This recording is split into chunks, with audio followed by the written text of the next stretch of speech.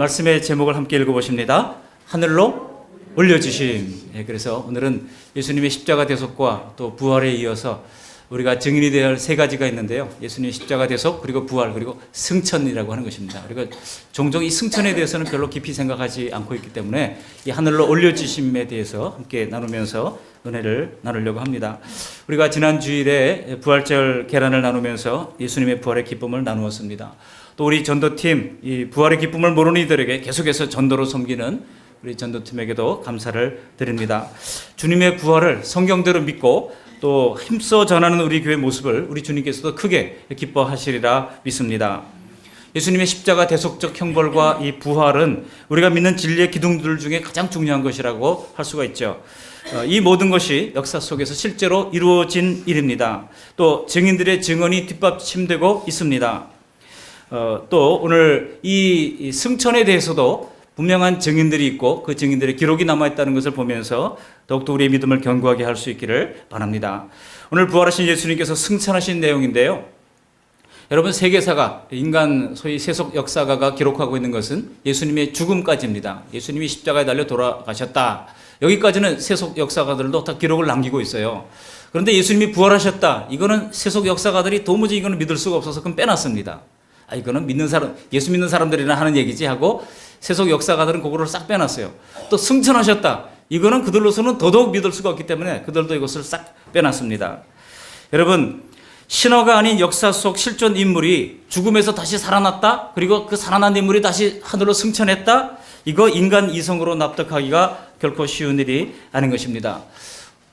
혹시 추워하는 분들이기 때문에 제가 에어컨을 안 트는데요. 혹시 더우시면 옆에 있는 선풍기를 좀 틀어주시기를 바랍니다. 그래서 이 예수님의 부활과 승천 사실은요, 이게 사실이냐 아니냐 여부를 떠나서 중요한 것은 믿느냐 믿지 않느냐의 믿음의 문제입니다.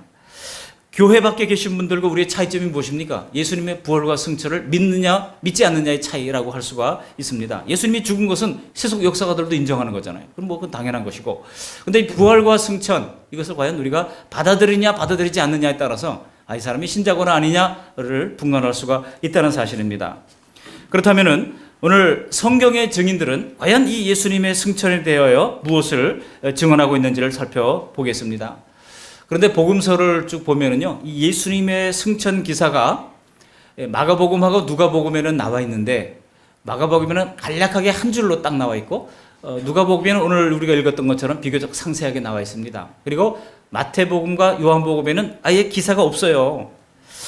왜 그렇습니까? 왜 마태는 또 요한은 예수님의 승천 기사를 아예 삭제를 아예 기록조차를 남기지 않았을까요? 그것은요, 그들에게는 이 부활하신 성자 예수님의 승천은 이미 기정사실화되어 있던 것입니다. 너무나 당연한 거기 때문에 뭐 굳이 기록하지 않아도 너무나 당연한 거예요. 왜냐하면은 이제 대속을 완수하셨으니 메시아가 다시 본래의 영광의 자리로 올라가는 것이 너무나도 마땅한 것이었기 때문에 그렇습니다. 그래서 유대인들은요, 그 사실을 추워도 의심하지가 않았습니다. 그리스도의 자리는 당연히 하늘 보좌 우편에 앉아 계신 자리였다는 것입니다. 그런데 오늘 누가가 이 누가복음과 사도행전에서 수신자가 누구라고 그랬어요? 우리 3주 전에 이미 주일 설교를 통해서 들었죠. 데오빌로가 수신자였지 않습니까? 카카라고 불렀던 것을 볼 때 로마의 상당한 이제 고관이었던 것을 알 수가 있습니다.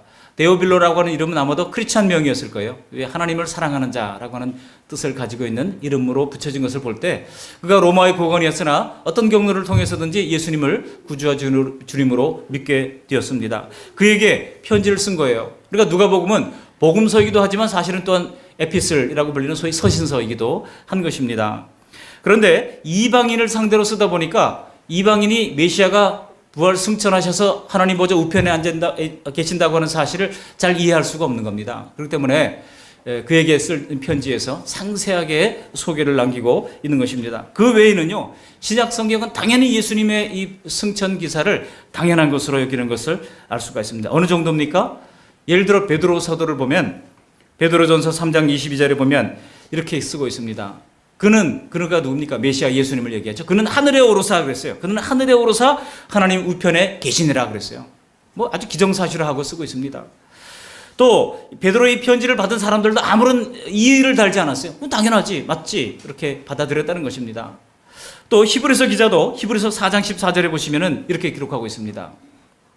그러므로 우리에게 큰 대제사장이 계시니 승천하시니 곧 하나님의 아들 예수시라. 우리가 믿는 도리를 굳게 잡을지어다 그랬어요. 그러니까 우리가 믿는 예수님은 승천하셨다라는 사실을 이미 이 편지를 기록했던 사람들이나 수신자들이나 다 공감대가 형성되어 있었다는 것을 알 수가 있습니다. 그리고 무엇보다 더 확실한 증거는 무엇입니까? 오늘 본문 누가복음 50절에 보시면은 예수님께서 제자들을 이끌고 베다니 앞, 즉 감람산에서 그들이 보는 앞에서 하늘로 올라가셨다고 기록을 남기고 있는 것입니다. 제자들이 승천하시는 모습을 다 같이 확실하게 보았다고 누가가 기록하고 있는 겁니다. 그러니까 주님의 승천에도 부활만큼이나 목격자들이 있고 증인들이 있다는 것이에요. 즉 이 편지가 기록될 당시까지도 부활과 승천을 목격한 사람들이 살아있었습니다. 여러분 누가복음을 기록할 당시까지 살아있었다는 겁니다. 예를 들어 그리고 고린도전서 15장 6절에도 보면은요 500여 형제들이 아직까지 살아있다. 500여 형제들이 예수님의 부활을 일시에 보았고 당시 대다수가 아직 살아있다. 그렇게 썼어요. 여러분 고린도 교회에 보낸 이 고린도전서 15장 6절 그 고린도전서를 쓰였던 시기가 대략 AD 55년경으로 학자들이 추정을 합니다만 AD 55년경에 사도 바울은 로마에서 사역하다가 고린도 교회에 편지를 보냅니다. 그것이 바로 고린도전서인데요. 그 편지에서 그 AD 55년까지 아직도 예수님의 승천을 목격한 사람들이 살아있다고 대다수가 살아있다고 기록을 남겼으니 여러분 이 바울의 편지라든지 복음서라든지 이런 것들이 사적으로 쓴 것이 아닙니다. 공적으로 쓴 편지예요. 그리고 그 공적으로 쓴 사도들의 편지를 이제 설교자들이 그것을 받아가지고 설교를 했던 겁니다. 공식 문서입니다. 그러니까 모든 표현 하나하나 자구 하나하나마다 그들이 철저하게 검증을 거쳐가지고 기록을 남긴 거예요. 대충 그냥 우리끼리 뭐 이렇게 얘기했던 게 아닙니다. 그러니까 그 심오한 내용을 정교하게 기록하려고 심혈을 기울였던 내용들이 바로 오늘날 우리가 읽는 성경이 된 것입니다. 그래서 당시 동시대 사람들이 살았던 상황에서 부활이나 또 승천과 같은 이런 엄청난 사실이 만일 사실이 아니었다고 그러면 결코 공개적으로 써서 돌릴 수가 없는 겁니다. 당장 반발이 나오죠. 이게 무슨 말도 안 되는 소리냐 하면서 얘기했을 겁니다. 그런데 놀라운 것은 이 편지를 받았던 모든 사람들이 맞아, 그 사람도 봤대, 나도 봤어 하고 증언을 하면서 그 사실을 기정사실화하고 있었다는 사실입니다. 또한 예수님의 승천은요 이렇게 목격자들만 있는 것이 아니죠. 성경에도 예수님이 여러분 신약 성경이 기록된 시기가 이제 AD 55년 혹은 뭐 데살로니가 전서 같은 경우는 학자들에 따라서 AD 43년경으로 보고 있으니까 아마도 제일 먼저 기록되지 않았을까 이렇게 봅니다.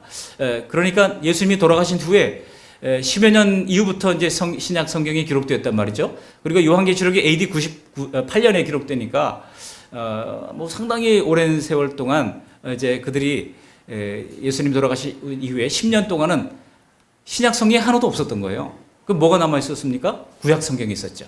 그 구약 성경을 통해서 그들이 하나님의 뜻을 헤아렸습니다. 그런데 이미 구약 성경에도 메시아가 이렇게 승천한다 이런 내용이 기록되어 있습니다. 여러분 성령의 감동으로 다윗이 시편 68편을 기록하면서 시편 68편 18절에 보면 이런 기록이 나옵니다. 주께서 높은 곳으로 오르시며 주께서라고 하는 이 주는 누굽니까? 오실 메시아를 이야기합니다. 앞으로 자기보다 1000년 뒤에 올 예수님을 다윗은 주께서 높은 곳에 오르셨다라고 기록을 남기고 있는 겁니다. 여러분 이미 다윗 자신도 이게 무슨 의미인지를 분명히 알지 못했지만은 성령의 감동으로 그리스도의 승천과 성도들의 구원을 예언했던 것입니다. 또 다니엘서에 보면 또 나옵니다. 구약 성경 가운데 이제 선지서에 속하는 다니엘서. 그 다니엘서에 보면은 7장 13, 14절에 보면 다니엘이 자기가 본 환상을 소개하는 가운데 아주 기이한 내용을 이렇게 기록해 놓았습니다. 다니엘서 7장 13절 14절 내가 또 밤 한산 중에 보니 인자 같은 이가 하늘 구름을 타고 와서 그 인자 같은 이는 누굽니까?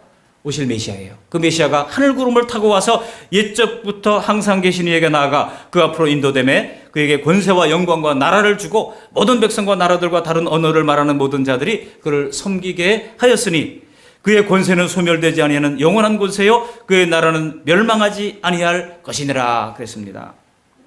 여러분 다니엘이 도대체 무슨 환상을 본 것일까요? 바로 대속을 완수하시고 승천하셔서 영광을 받으시는 예수님의 모습을 그리고 있는 것입니다.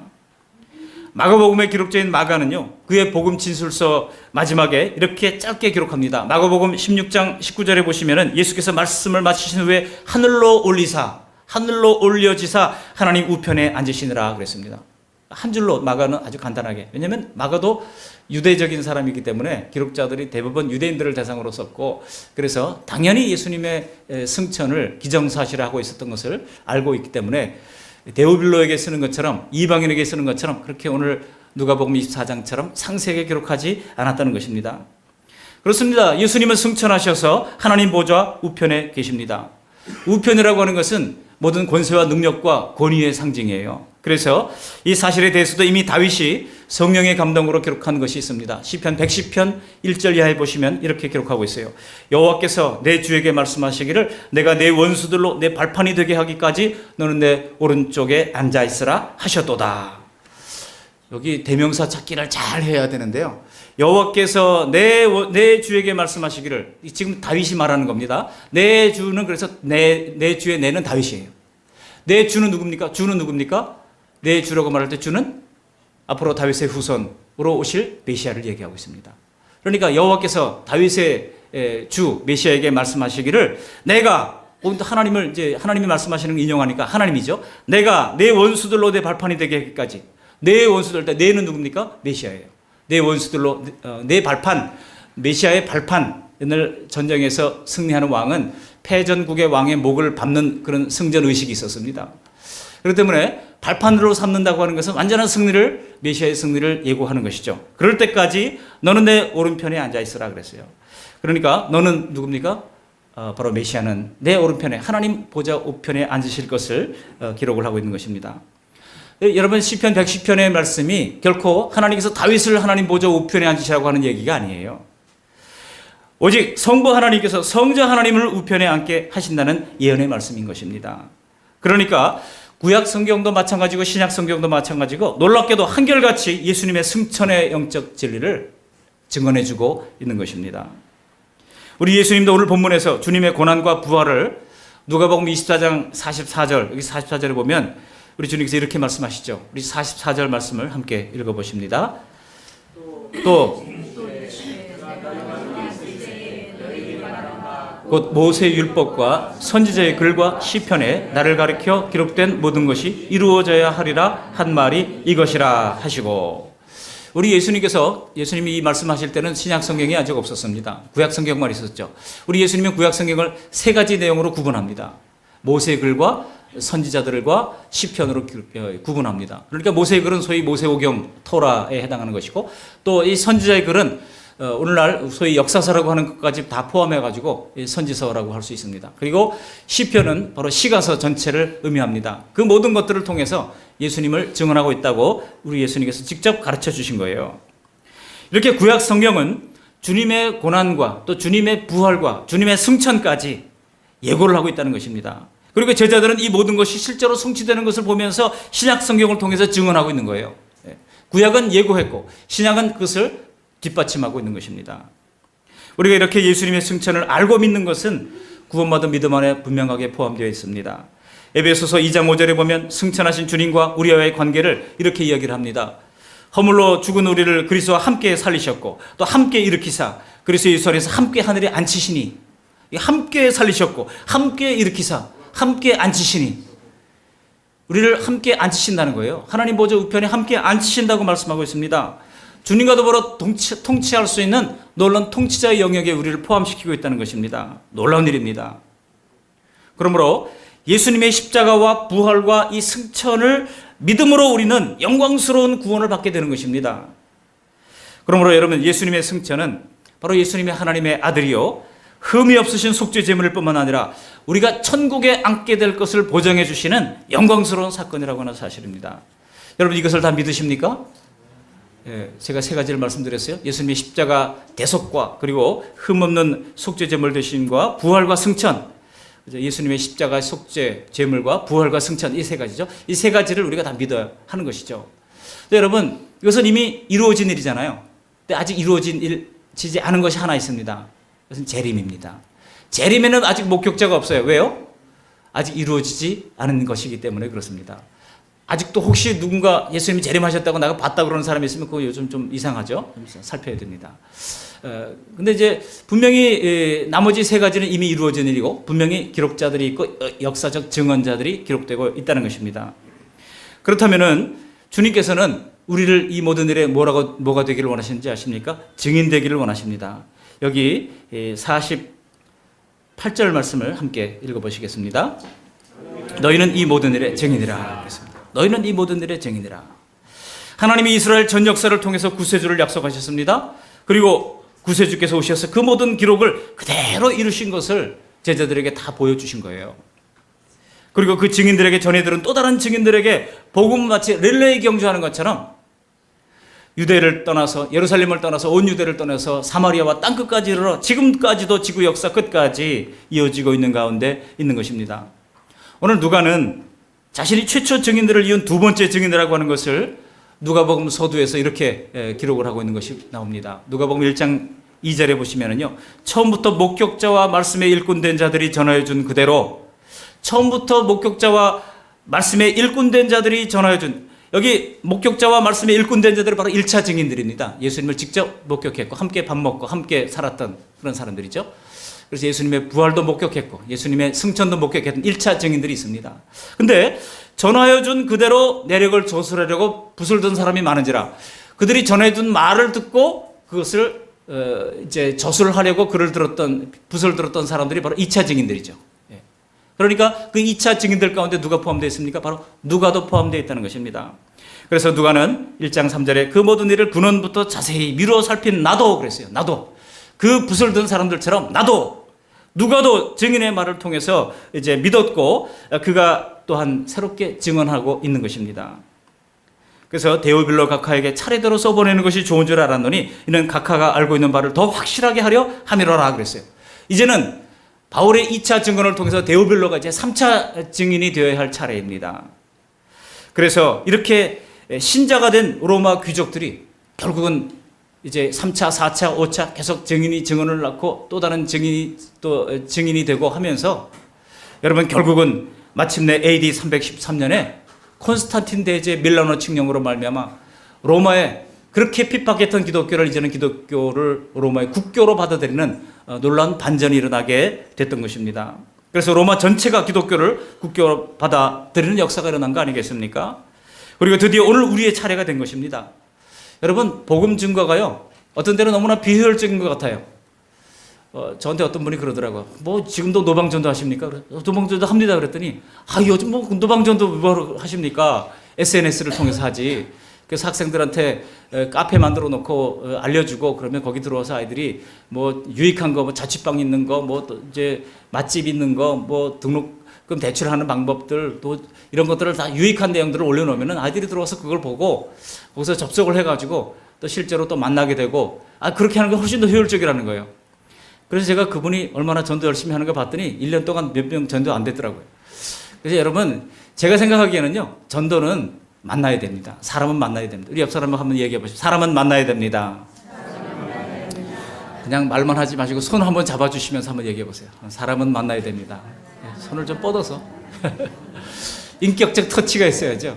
피지컬 터치도 있고 우리 마음의 터치도 있고 인격적 터치가 있어야지 사람들은요 만나야 됩니다. 우리가 왜 신방합니까? 사람은 만나야 됩니다. 만날 때 그저 이거 하고 싶은 얘기도 속 깊이 담아두었다가 또 기도하고 예배하는 가운데 터져 나오는 거거든요. 만나지 않으면 오해가 쌓입니다. 그 오해가 평생 안 풀리는 경우도 많아요. 평생 못 풀고 그 오해를 그냥 갖고 무덤까지 가는 사람들이 얼마나 많은지 몰라요. 그러니 여러분 우리가 자주 만나서 함께 밥도 먹고 교제도 나누고 이렇게 할 필요가 있는 것입니다.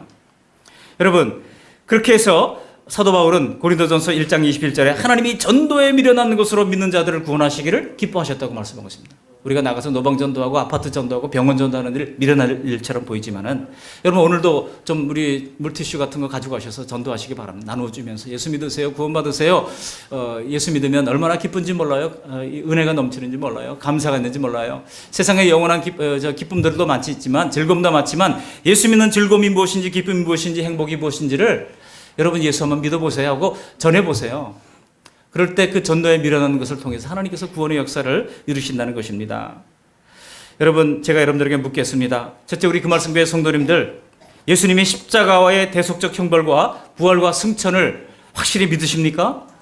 그리고 증인이 되시겠습니까? 또 우리를 구원하기 위해 자신을 내주신 하나님의 깊으신 사랑에 대하여 기꺼이 전도자가 되시겠습니까? 그렇다면은 이렇게 예수님의 그 십자가와 또 부활과 승천의 증인이 되려고 하면 우리가 어떻게 해야 되겠습니까? 오늘 말씀을 통해서 두 가지로 함께 정리하면서 은혜를 나누려고 합니다. 여러분, 세상은 이것을 믿지를 않지만은 주님의 진심을 믿고 신뢰하는 사람들이 바로 성도이고 증인인 것입니다. 성경의 증인들의 말을 통해서 우리는 예수님의 진실을 믿었던 사람들이죠. 이게 얼마나 복되고 얼마나 영광스러운 일인지를 나중에 우리가 주님 앞에 갈 때 비로소 깨닫게 될 것입니다. 우리가 예수님의 증인이 되려면 어떻게 됩니까? 첫 번째로 성경을 마음으로 깨달아야 합니다. 어떻게 하라고요? 마음으로 깨달아야 하는 것이죠. 오늘 본문에서 예수님은 증인으로서의 가장 중요한 요건을 말씀하십니다. 부활하신 예수님께서 제자들을 만나서 가장 많이 하신 게 뭔지 아십니까? 우리 주님께서 부활하셔서 40일 동안 이 땅에 계셨어요. 그 40일 동안 우리 주님께서 하신 일이 뭡니까? 부활하신 모습만 쫙 보여주셨으면 제자들이 딱 믿고 따라왔을 텐데 뭐하러 예수님께서 무슨 성경 공부가 더 필요하겠습니까만 우리 주님께서 그 40일 동안 하신 내용이 뭔지 아십니까? 자, 성경 한번 펴보라 하고 구약 성경을 펴가지고 여기 이렇게 예언했지 않느냐? 메시아가 이렇게 부활하시고 승천한다고 그랬지 않느냐? 메시아가 고난당하시고 십자가 달려 돌아가시고 또 부활하시고 승천하실 이 모든 내용을 성경을 통해서 주님께서 제자들에게 가르쳐 주시는 소위 말해서 성경 공부를 하신 거예요. 오늘 본문의 44절부터 47절까지 주님이 하신 일이 무엇입니까? 바로 구약 성경을 풀어서 주님의 고난과 부활과 구속의 역사를 다시 깨닫게 가르치셨다는 것입니다. 즉 눈으로 본 것만 증거하라고 가신 게 아닙니다. 이것은요, 구약 성경이 예언한 대로 예수님이 성취한 것을 증언하라시는 거예요. 여러분, 이것은 우리가 복음을 증거할 때도 나 예수 믿었으니 이런 기쁨이 있더라고요. 예수 믿었더니 이런 치료가 있더라고요. 예수님 믿었더니 이런 행복이 있더라고요. 이것만을 증언하라는 게 아닙니다. 우리 주님께서 원하시는 것은요, 성경을 통해서 가르치라는 거예요. 그러니까 신화적인 얘기 다 빼고 성경에서 예수님이 이렇게 말씀하셨다라고 하는 것을 성경을 통해서 예수님을 가르치라고 우리에게 요구하시는 것입니다. 그러니까 그런 성경적인 예수, 역사적인 예수를 증거하라는 거예요. 여러분, 우리가 누구에게 예수님을 전할 때도 마찬가지입니다. 내가 이러저러하게 기도 응답을 받았고 내가 이러저러하게 은혜를 받았고, 여러분 그런 것만으로는 뭐 좋은 접촉점은 될 수 있을지 몰라도 진정한 증인이 되기가 어렵다는 것입니다. 구약과 신약의 예수님을 우리가 알고 예수님과 나와의 관계가 분명해야 우리가 증인도 될 수 있습니다.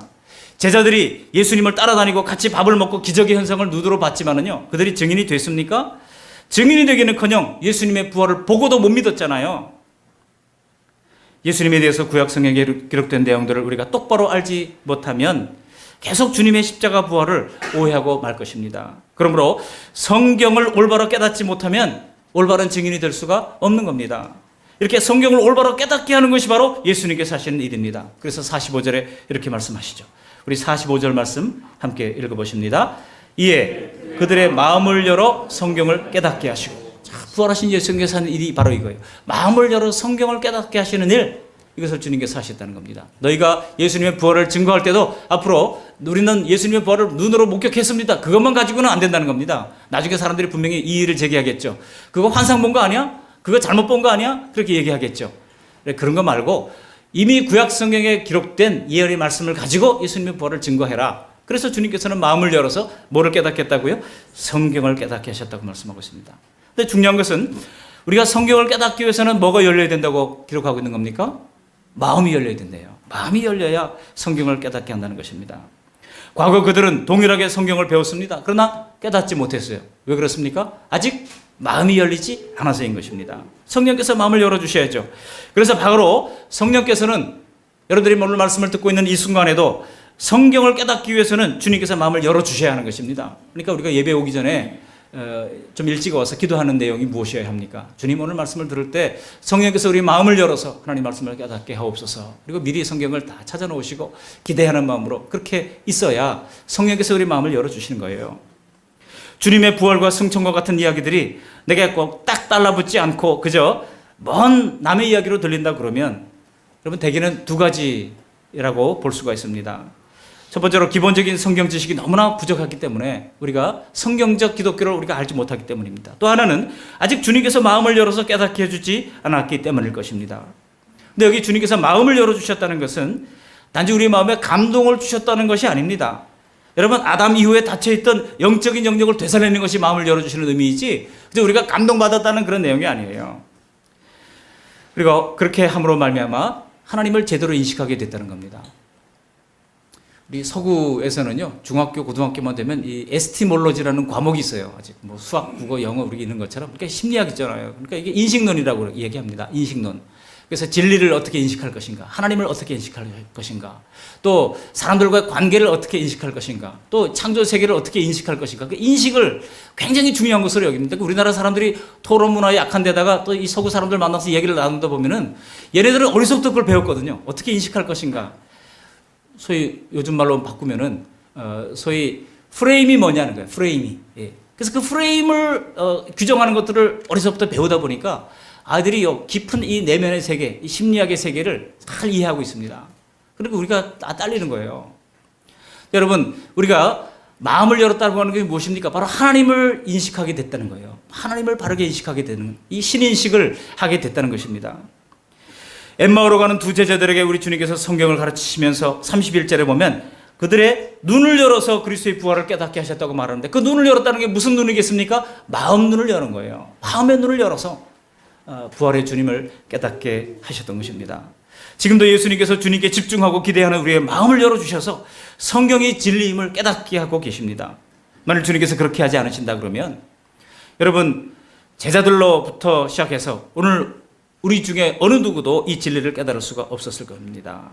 우리는 부활 이전의 제자들처럼 우리도 동일하게 사회적 습관으로, 사회적 지식을 기반으로 하나님을 알아서는 안 됩니다.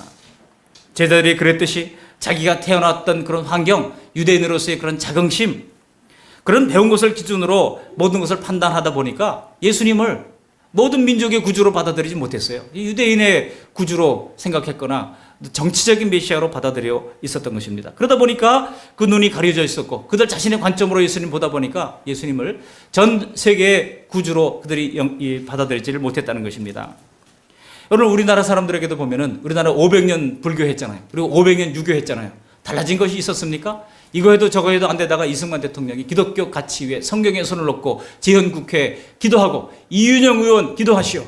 감리교 목사였던 이윤영 의원한테 기도하게 함으로 말미암아 우리나라는 세계 2차 대전 이후에 독립한 국가들 가운데 유일하게 대한민국만이 성경에 손을 얹고 재헌의회를 만들었던 국가가 됐습니다. 그랬더니 하나님께서 짧은 기간 안에 놀라운 은혜를 우리에게 베풀어 주셨던 것 아니겠습니까? 여러분, 우리가 각자에게 나름대로 과거에 가졌던 그런 틀을 가지고 기독교를 판단해서는 안 됩니다. 그러다 보면은 신앙도 대개는 그것을 기준으로 생각하다 보니까 어떻게 됩니까? 예배를요, 그냥 하루 건너뛰고 한 번 건너뛰고 그러다 보니까 4월 초파일 절에 가듯이 교회 나오고 치성 들으시듯이 기도하는 사람도 있습니다. 살아왔던 방식과 생각에 따라서 각자 자기 나름대로 소견에 오른 대로 믿는 사람들이 있어요. 여러분, 소견에 오른 대로 믿는 게 사사기 시대의 믿음 아닙니까? 자기 멋대로 믿었다는 겁니다. 안 믿는 게 아니에요. 사사기 시대도 하나님을 안 믿었던 것이 아닙니다. 근데 소견에 오른 대로 믿었다는 거예요. 여러분, 그러니 아마 예수님이 현대교회에 오셔서 설교를 했다 하더라도 다 아멘으로 받아들이지 않았을 게 분명합니다. 다 자기 기준을 따라가지고 좋다 나쁘다 그렇게 하면서 이제 받아들이는 사람, 받아들이지 않는 사람 나뉘어졌을 겁니다. 그러니 우리는 오직 말씀의 본뜻을 따라서 계속해서 나를 새롭게 갱신할 필요가 있습니다. 올해가 종교개혁 500주년인데요. 여러분, 종교개혁이 무엇입니까? 하나님 말씀으로 모든 것을 돌아가자는 거 아니겠습니까? Back to the Bible, Back to the Scripture. 성경으로 돌아가다고 하는 것이 바로 이 개혁신학의 기초인 것입니다. 근데 오늘 주님께서 너희들이 그것을 제대로 알지 못하는구나 하면서 바리새인과 서기관들에게 성경을 이제 마음을 열어서 깨닫게 해주었더니 이 바리새인과 서기관들이 어떻게 했습니까? 그들이 깨달았으면 회개에 마땅할 터이지만은 오히려 자신의 기득권을 이제 예수님께서 침범하고 돌아온다고 판단해서 이를 갈면서 예수님을 십자가에 못 박아버리고 말았던 것입니다. 여러분, 자신을 바꾸지 않고는 예수님을 따를 수가 없습니다.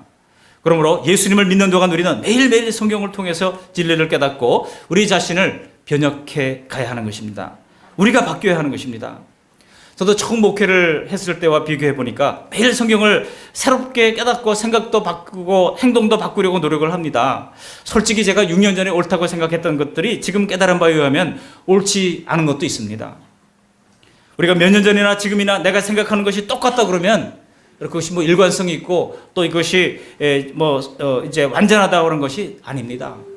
달리 말하면 성장이 멈추었다는 겁니다.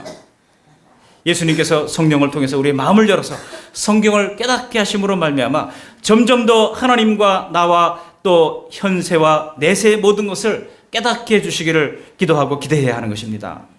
여러분, 좋은 증인이 되려면 이렇게 성경을 마음으로 깨달아 알아가야 하는 것입니다. 우리 그 말씀교회 모든 성도님들은 하나님의 말씀, 성경을 마음으로 깨닫게 되기를 기대하고 기도하면서 그와 같은 좋은 증인의 준비를 다 할 수 있기를 주님의 이름으로 축원합니다. 두 번째로는요, 성경을 깨닫기만 하고 아무런 일도 하지 않는 사람들이 있어요. 여러분, 그들에게는요, 성령께서 강권적으로 역사하셔야 됩니다. 그래서 두 번째 좋은 증인이 되기 위한 준비는 바로 성령을 받아야 한다는 거예요. 우리가 성령을 받아야 하는 것은 진리를 이해하기 위해서만이 아닙니다. 물론 성령을 받아야 우리가 진리를 이해합니다. 그러나 성령을 받고 이제 진리대로 순종하고 살아갈 능력을 우리가 받게 되는 거예요. 그러니까 성령 받지 않으면 능력이 없습니다. 머리는 잔뜩 커졌는데 행동할 능력이 없어요. 예수님의 말씀대로 사랑할 능력이 없고 예수님의 말씀대로 순종할 능력이 없고 예수님의 말씀대로 전도할 능력이 없습니다. 이제 천국의 보좌로 승귀하실 예수님은 구원의 복음을 제자들에게 맡기시는 겁니다. 그러면서 이제 그들이 사명을 감당하기 위해서는 위로부터 오는 능력을 힘입어야 한다고 말씀하고 있죠. 그래서 예루살렘을 떠나지 말고 기다리라고 말씀하고 있는 겁니다. 지금 예루살렘이 어떤 곳입니까? 예수님이 잡혔으니 이제 그의 추종자들, 제자들도 또 다른 체포가 기다릴지 모르는 그들에게는 무시무시한 곳이었어요. 근데 예루살렘을 떠나지 말라는 겁니다. 언제까지? 성령이 임할 때까지 떠나지 말고 기다리라고 하는 거예요. 그리고 기다리고 기다렸더니 드디어 사도행전 2장의 성령이 그들에게 불같이 바람같이 임하십니다. 그 성령을 받고 너무 좋아가지고 매일매일 모이면서 아침에 모이고 점심에 모이고 저녁에 모이고 그저 매일 그 떡을 떼고 또 모여서 기도하고 또 각자 집으로 흩어져서 또 기도하고 또 기도하다가 또 보고 싶어서 또 저녁에 또 모이고 뭐 그랬던 거예요. 우리 교회도 어떤 때는 새벽 기도했던 성도님이 또 10시에 전도 모임에 나와서 또 전도하고 또 같이 밥 먹고 그리고 저녁에 또 수요 기도 집회 또 나와서 또 그래서 제가 이제 그런 분들한테 아유 오랜만입니다라고 인사를 해요. 3시간 만에 보내요. 아유 오랜만입니다. 이렇게 그러는데 그럴 때 정말 여러분 어떤 가족이 그런 사람이 있습니까? 하루에 3번씩이나 이렇게 만나서 밥 먹고 교제하고 이렇게 일하고 그랬던 가족들이 있습니까? 가족도 못하는 일을 우리가 하고 있잖아요. 놀라운 일입니다. 근데 그러다 보니까 너무 좋은 거예요. 우리끼리 좋은 거예요. 우리끼리 좋은데 성령 받으면 주님께서 흩어져서 복음을 증거하라고 그랬는데 흩어지지를 않아요, 이 사람들이. 그러니까 하나님께서 이거 안 되겠구나 싶어가지고 박해를 통해서 이 성령 충만한 이 이스라엘 예루살렘 공동체를 흩으셨던 겁니다. 그들이 흩어져가지고 예루살렘과 온 유대와 사마리아와 땅끝까지 이르러 주님의 증인이 되는 사명을 다하다가 저 극동에 있는 이 조선 이 한반도에까지 이 복음이 흘러 들어오게 되었고 그 복음이 여러 사람들의 증인을 통하여 우리에게까지 이르게 됐던 것입니다. 여러분 성령 받으면 우리가 증거하게 됩니다. 성령 받으면 우리끼리 좋다고 모여 앉아있지 않아요. 여러분 세상은 성공을 위해서 부단히 자기 개발하라고 그러지 않습니까? 그래서 자기 모든 능력을 극대화하라고 훈련하고 최고로 끌어올리라고 요구를 합니다. 그러나 하나님 나라는 내 안에서 뭔가를 끌어내는 것이 아닙니다. 하나님 나라는 위로부터 오는 능력을 덧입는 거예요. 성령의 능력을 덧입어야 우리가 봉사도 하고 기쁨으로 헌신도 하고 하는 것이지 억지로 하려고 보세요. 얼마나 힘듭니까? 모든 일이 불평이 나올 수밖에 없어요. 내가 뭐 청소하려고 교회 왔나? 내가 먼저 설거지 하려고 교회 왔나? 어떤 분이 저보고 교회 오빠가 되라고 그랬어요. 우리 교회에서는 남자들이 설거지를 하면 교회 오빠가 되는 것 같습니다. 그래서 제가 그랬어요. 제가 주일 오후 예배 설교를 맡았는데 제가 마음이 거기에 가 있으니 설교하는 동안 이 설교 준비를 해야 되기 때문에 못한다 그랬어요. 그러나 한 달에 한 번은 또 우리 간사님이 설교를 하니까 그 주간은 내가 설거지를 한다 그랬어요. 오늘이 마침 그날입니다. 오늘 제가 할 겁니다. 그런데요, 봉사를 해도 즐거움을 하는 사람이 있는가 하면 표정이 벌써 나타나요. 그냥 하지 못해서 그냥 얼굴 보면은 아유 참 차라리 그냥 그만두고 집에 가세요 할 그런 분들이 있기도 해요. 여러분 성령께서 감당할 수 있는 힘을 주셔야 우리가 즐겁게 감당할 수 있는 것입니다. 우리 주님께서 예수 따르는데 짐이 없다고 말씀하지 않았어요. 그죠? 마태복음 11장 28절 29절에 보면 수고하고 무거운 짐진 자들아 다 내게로 오라 내가 너희를 쉬게 하리라 그래 놓고 29절에 보면은 내 짐은 가볍고 내 짐은 가볍대요. 주님께서 주시는 짐이 있다는 겁니다. 여러분 예수 믿고 나니까 짐이 있습니까 없습니까? 있어요. 분명히 예수 믿는 짐도 있습니다. 그렇지만 주님께서는 감당하게 해주시는 것입니다. 무엇을 통해서? 성령을 통해서 즐겁게 기쁨으로 감당할 힘을 우리에게 허락해 주시는 것입니다. 이 세상은요 성공하기 위해서 자연적인 성품과 실력을 끌어내서 죽기 살기로 노력하면은 어느 정도 가능할 수 있어요. 제가 우리 아들 중학교부터 공부할 때 너 최소한 3% 하나면 들으면 된다. 늘 제가 강조했어요. 근데 어느 날 누가 그러더라고요. 세상에 뭐 3%만 사람이냐? 97%도 사람이다. 그래서 제가 크게 회개했습니다. 맞다. 97%도 사람이다. 그들도 우리가 어떻게 품을 것인가? 교회는 그것을 노력을 해야 되겠구나 생각을 하고 제가 크게 회개한 적이 있습니다. 다행히 우리 아들은 그저 그 언저리에서 왔다 갔다 하면서 또 취업까지 잘하고 지금 나갔습니다만 그래서 다른 사람들 97%의 사람들을 우리가 어떻게 교회가 끌어안을 것인가 그 생각을 해야 되겠구나 정신이 번쩍 들었던 적이 있습니다. 여러분 세상에서도 우리가 장사하는 사람들요 일주일 내내 장사하는 사람들이 주일날 딱 문 닫고 쉬는 사람들보다 돈을 더 버는 건 사실입니다. 아닙니까? 사실이에요. 그렇지만은 주님께서 우리에게 말씀하시는 그 말씀을 들어야 합니다. 하나님 나라에 관한 한 선하고 영원한 것들은 성령으로 함께가 아니면은 우리에게 주어지지 않습니다. 절대로 우리의 노력으로 생산해낼 수 있는 것이 아닙니다. 예수님도 구속사역을 시작할 때 먼저 성령 충만을 받기 위하여 주님께서 광야로 가셨습니다. 성령 충만함을 힘입어서 그 광야에서 40일 동안 금식하시면서 시험을 받으셨던 거 아니겠습니까? 여러분 성경 보면 예수님께서 제자들을 부르실 때도 성령 충만하여 기도했습니다. 중요한 사역을 있을 때마다 주님께서 기도로 성령 받고 기도하셨습니다. 성령으로 일을 하셨어요. 그러니까 여러분 인간적인 타고난 본성과 능력으로는 내 스스로 하나님의 자녀가 될 수 없을 뿐만 아니라 하나님 나라의 백성으로 살아갈 수도 없습니다. 어림도 없는 일입니다. 성령께서 우리를 도와주시지 않으면 한 발자국도 나갈 수가 없는 겁니다. 하나님 나라를 위한 이 증인의 사명도 마찬가지예요. 내 본성으로 그걸 감당할 수가 없는 겁니다. 제가 어떤 강대 교수님 한 분을 이제 이 하가이 인스티튜트라고 하는 곳에 좀 가서 훈련을 받으시라 그랬더니 이분이 어느 날 이제 한 달 동안 하와이 가서 그 공부를 해야 되거든요. 잠 4시간씩 자고 이제 막 제3세계에서 온 이 일꾼들이 다 모여가지고 좁은 방에 있으면서 그들이 말씀을 암송하고 연구하고 그렇게 한 달 동안 보냈더니요. 이분이 놀랍게 변했습니다. 이분이 돌아오시면서 동료 교수들한테 예수 믿으라고 증거하기 시작했어요. 예수 믿어야 해. 세상 뭐 있어? 이 세상 다 지나가는 거야. 하고 뭐 말만 하면 그냥 입만 열면 예수 믿으라고 교회 다녀야 된다고 증거하는 증인의 삶을 살고 있습니다. 지금도 장로님이 돼가지고 이제 교동교회 장로님이 돼가지고 건축하는데 건축위원장도 하시고 놀랍게 변화된 모습으로 살아가는 것을 볼 수가 있습니다. 여러분 성령 받으면 달라집니다. 성령 받으면 기쁨과 즐거움으로 우리에게 맡겨진 사명을 잘 감당할 수 있습니다. 어제 제일장로교회 임직식을 갔다 왔는데요. 거기 장로만 33년 하고 은퇴하신 우리 황병호 장로님 원로 장로로 추대되는 그런 예식이 있었습니다. 그 얘기를 들으니까 감동이 되더라고요. 어떻게 장로만 33년으로 헌신봉사 충성했습니다. 그 교회 나온 지 55년 동안 나오면서 세 자녀 얻었고 거기서 결혼했고 거기서 자녀들이 다 전문직으로 아들은 변호사로 딸들은 다 나름대로 이 전문직으로 들어가서 다 잘 사역을 하고 있습니다. 살고 있습니다. 근데 그 모습을 보니까 정말 하나님께 충성하고 헌신하고 봉사했던 사람에게 하나님께서 그 어떻게 영화의 관을 씌워주시는가 하는 것을 봤습니다. 여러분 세상의 관점으로 우리 미래를 이제 재단하지 마십시다. 성령에 받으면 성령 능력 받으면 우리가 봉사하고 섬기는 것 다 하늘의 상급을 쌓는 일이고 하나님께서는 아름다운 상급으로 우리에게 채워주신다는 사실을 신뢰할 수 있기를 바랍니다. 말씀을 마칩니다. 예수님의 승천을 목격한 제자들은요 52절 53절 보세요. 큰 기쁨으로 예루살렘으로 돌아갔습니다. 그 두려운 예루살렘으로 주님의 말씀을 따라서 돌아갔습니다. 그리고 성전에서 하나님을 어떻게 했다고요? 찬송했다고 합니다.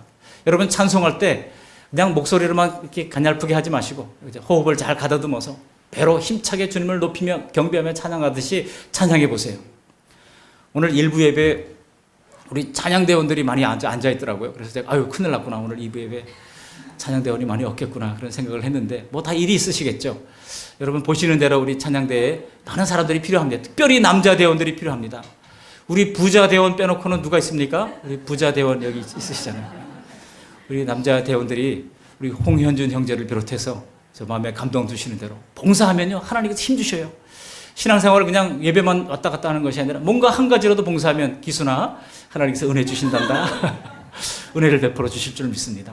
그러니 우리가 성령을 받아서 감당할 수 있기를 바랍니다. 그리고 성경을 마음으로 깨달아서 증인의 사명을 잘 감당하는 저와 여러분들이 다 되시기를 주님의 이름으로 축복합니다.